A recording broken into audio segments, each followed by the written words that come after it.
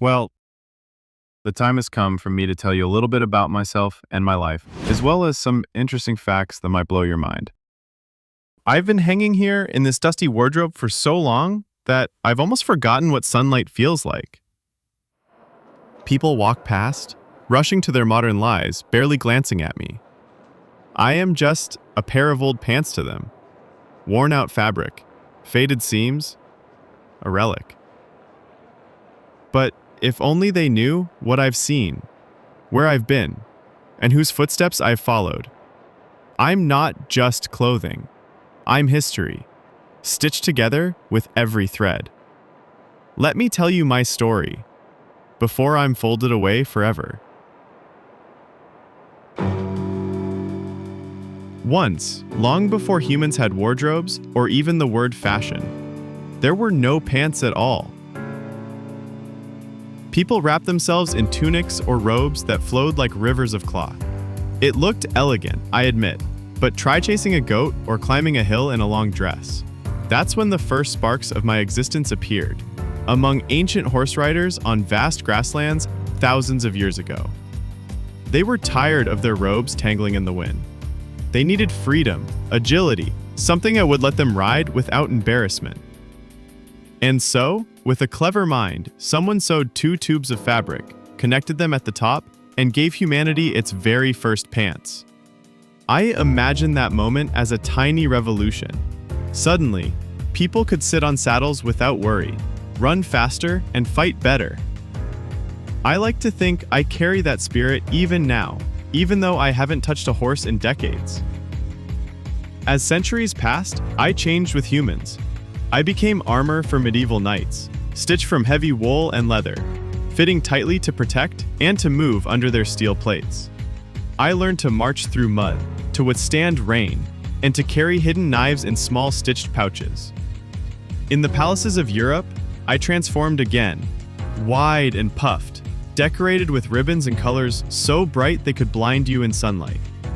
Men strutted through royal courts wearing versions of me so enormous that you could probably hide a loaf of bread or two inside each leg. And some of them actually did, during hard times when food was scarce. You think that's strange? You should see what people once considered fashionable. There were times I looked more like a balloon than something you'd wear to work. But my story isn't just about kings and warriors. It's also about walls I wasn't allowed to cross. For centuries, I was considered a man's garment. Women were told they didn't need me. They were expected to stay in skirts and dresses, no matter how heavy or inconvenient, even when they wanted to climb mountains or ride bicycles. I watched from shop windows as little girls stared at me with curiosity, imagining how it would feel to run freely like their brothers. Change came slowly. Brave women fought for the right to wear me. One of them was Amelia Bloomer in the 19th century, who introduced a lighter version called bloomers. People laughed at first. Some called it scandalous. But eventually, society realized that clothing doesn't decide what someone can or cannot do. After that, I belong to everyone, men, women, children. I became a symbol of independence as much as practicality. I've held secrets too. Do you know about pockets? I didn't always have them. In my earliest days, people carried everything in small bags tied to their belts. Later, someone had the brilliant idea to stitch those bags directly onto me. Suddenly, I wasn't just protection for legs. I became storage, a moving toolbox. Keys, coins, maps, notes, candies, and sometimes things I'd rather not mention. People trusted me to hold their treasures. Even now, if you search old pairs like me, you might find forgotten movie tickets or wrinkled photographs, like hidden whispers from the past. I've been to dance floors and battlefields, classrooms and weddings. I've been stained by paint, torn by fences, and patched lovingly by hands that didn't want to let me go. I've survived through the industrial age, when machines began making thousands of copies of me, faster than any tailor could dream.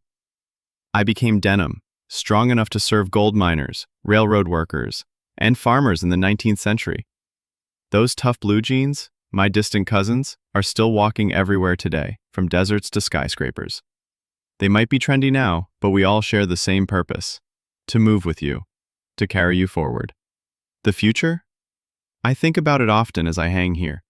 Humans are already designing pants that warm themselves, that stretch like magic, that can be recycled into new fabric instead of ending up in landfills.